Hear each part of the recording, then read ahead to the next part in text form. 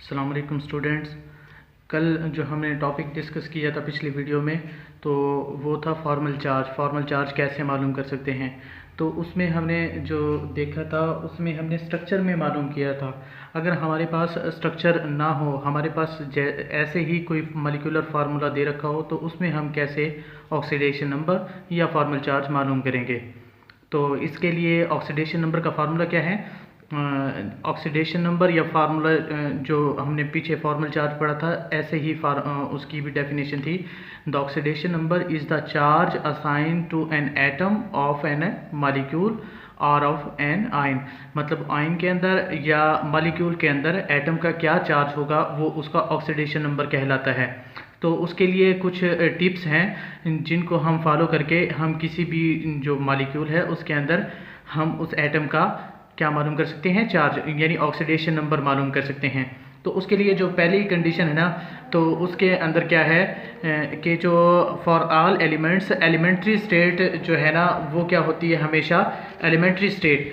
अब elementary state कैसे कि कोई भी एलिमेंट की स्टेट में है, जैसे कि कॉपर है, Fe है, Si है, Ne है, ये सारे जो एलिमेंट स्टेट के अंदर हो गए, या फिर गैसेस जैसे कि N2 है या O2 है या F है, ये सारे क्या होंगे, इनकी सारी जो ऑक्सीडेशन नंबर है वो क्या होंगे, ज़ीरो होंगे। फिर उसके बाद अगर हम हाइड्रोजन की बात करते हैं, तो हाइड्रोजन में हमेशा क्या होंगे, उसके ऊपर चार्ज हमेशा क्या होगा, +1 होगा। लेकिन हम एक केस में देखें ना, तो उसमें +1 नहीं आएगा। अगर वो मेटल हाइड्राइड्स के केस में आ जाता है, किसके केस में, मेटल हाइड्राइड्स। अगर हाइड्रोजन जो है वो किसके साथ कम्बिनेशन बनाता है, मेटल के साथ कम्बिनेशन बनाता है, जैसे कि NaH अगर बात करते हैं और CaH2। और NaH के अंदर अगर हम देखें तो इस पर -1 आ रहा है, और CaOH के अंदर भी देखें तो हमारे पास क्या आ रहा है, -1 आ रहा है। तो हमारे पास वैसे जो हाइड्रोजन का चार्ज होगा वो +1 होगा, लेकिन जो मेटल हाइड्राइड्स के अंदर अगर आ जाएंगे हमारी बात होगी तो -1 आ जाएगा। ये एक्सेप्शन है इसकी। तो ऑक्सीजन के लिए हमेशा जो चार्ज होगा वो क्या होगा, -2 होगा, हमेशा जो -2 चार्ज होगा। लेकिन इसकी एक्सेप्शन क्या होगी कि अगर हम बात करते हैं OF2 की बात करते हैं, OF2 के अंदर अगर हम देखें तो इस पर जो ऑक्सीजन पर जो चार्ज होगा, ऑक्सीडेशन नंबर होगा, वो +2 होगा। और अगर हम H2O2 की बात करते हैं तो इसमें इस पर जो चार्ज होगा वो -1 होगा। और अगर हम बात करते हैं KO2 की बात करते हैं तो इसमें होगा -1/2। तो ये इसकी कुछ एक्सेप्शंस है। मतलब OF2 के अंदर क्या होगा, +2 चार्ज, H2O2 के अंदर क्या चार्ज होगा, -1 चार्ज, और KO2 के अंदर क्या होगा, -1/2 चार्ज होगा। वैसे जो ऑलमोस्ट जो हर केसेस के अंदर जो चार्ज होंगे वो कितने होंगे, ऑक्सीजन का जो ऑक्सीडेशन नंबर होगा वो -2 होगा। ठीक है जी। अब हम बात करते हैं फ्लोरीन की। तो फ्लोरीन के हर केस में जो चार्ज होगा वो -1 होगा, मतलब इसके अंदर कोई एक्सेप्शन नहीं है। और अगर हम बात करें 1A की बात करें, 1A मतलब अल्कली जो मेटल्स हैं उसमें क्या होगा, हमेशा चार्ज +1। और जो अल्कलाइन अर्थ मेटल है उसमें जो चार्ज होगा हमेशा क्या होगा, +2। और जो लास्ट वाली जो टिप है वो क्या है कि algebraic sum of oxidation number of all atoms जो है ना, वो क्या होगा, मॉलिक्यूल जो आयन है उस पर जो चार्ज होगा उसके इक्वल होगा। वो हम कैसे देख सकते हैं कि जैसे कि हमारे पास एक मॉलिक्यूल है AB, तो उस पर जो चार्ज होगा वो क्या होगा, तो A+B के इक्वल होगा, और वो 0 के इक्वल होगा, क्योंकि मॉलिक्यूल है, मॉलिक्यूल के ऊपर जो चार्ज होता है वो 0 होता है, इसलिए A+B किस चीज़ के इक्वल आ जाएगा, 0 के इक्वल आ जाएगा। हम ऐसे चार्ज मालूम कर सकते हैं। और अगर हम AB नेगेटिव है, मतलब उस पर कोई चार्ज मौजूद है, तो वो आयन है, और उस केस में क्या होगा कि A+B जो होगा वो अब जो चार्ज है उसके इक्वल होगा। वो जितना भी चार्ज होगा, अगर यहाँ पर -1 है तो वो -1 के इक्वल होगा। क्लियर हो जाएगी बात। अब हम इसकी कुछ एग्जाम्पल देखते हैं। अच्छा जी, अब ये हमारे पास एग्जाम्पल है, तो इसमें हम देखते हैं कि किस तरह हम ऑक्सीडेशन नंबर किसी भी एटम का जो मॉलिक्यूल के अंदर होगा उसका मालूम कर सकते हैं। जैसे कि हमारे पास जो एग्जाम्पल पहली दे रखी है वो क्या है, K2Cr2O7। तो अब हम इसका मालूम करने की कोशिश करते हैं।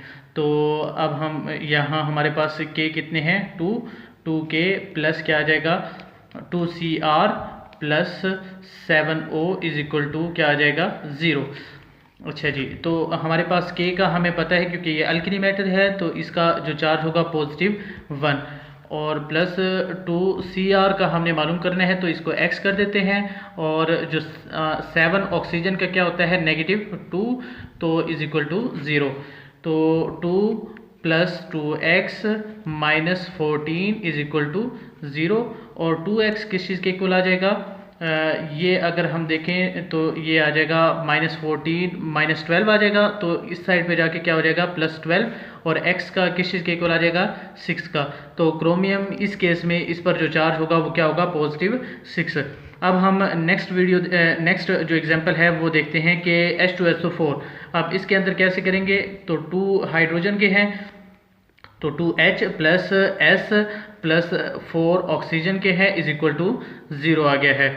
अब हाइड्रोजन का हमेशा क्या होता है +1, और सल्फ़र का हमने मालूम करना है, और ऑक्सीजन का क्या होता है -2, तो इज इक्वल टू 0।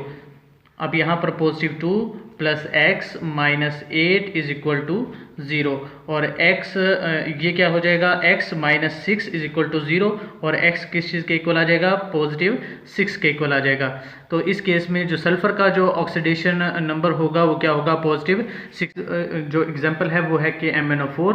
अब KMnO4 के अंदर जो पोटाशियम है K प्लस Mn, और ऑक्सीजन के कितने हैं 4 एटम है, 4O इज इक्वल टू क्या आ जाएगा 0 आ जाएगा। अब K का जो चार्ज होता है +1 प्लस Mn जो है x है हमारे पास, plus 4 into -2 is equal to 0, और x किस चीज़ के इक्वल आ जाएगा, हम क्या कहेंगे +1 -8 is equal to 0, x -7 is equal to 0, और x किस चीज़ के इक्वल आ जाएगा +7 के। तो जो मैंगनीज का होगा वो क्या होगा +7 आ जाएगा। PO4 का अगर हम देखें तो 3H plus P plus 4O is equal to 0। Hydrogen का क्या होता है +1 प्लस PX, और 4 into -2 is equal to 0, plus 3 plus x minus 8 is equal to 0, और ये कितना हो जाएगा x minus 5 is equal to 0, और x इज इक्वल टू क्या आ जाएगा 5 हो जाएगा। आगे अब मैं कुछ आपको एग्जांपल दे रहा हूँ, मैं इसको हल करके नहीं दे रहा बल्कि आपने खुद इसको हल करने हैं। तो आप जब हल करेंगे, और इनका मैं आगे आंसर बता रहा हूँ, अगर आंसर आपका सही आ रहा है तो आपको ये जो ऑक्सीडेशन नंबर फाइंड करना है इसमें एक्सपर्ट हो जाएंगे। अगर फिर भी आपको कोई मसला आ रहा होगा तो आप इस वीडियो को दोबारा देखना, आई होप जो है वो मसला होगा वो क्लियर हो जाएगा। तो मिलते हैं नेक्स्ट वीडियो में।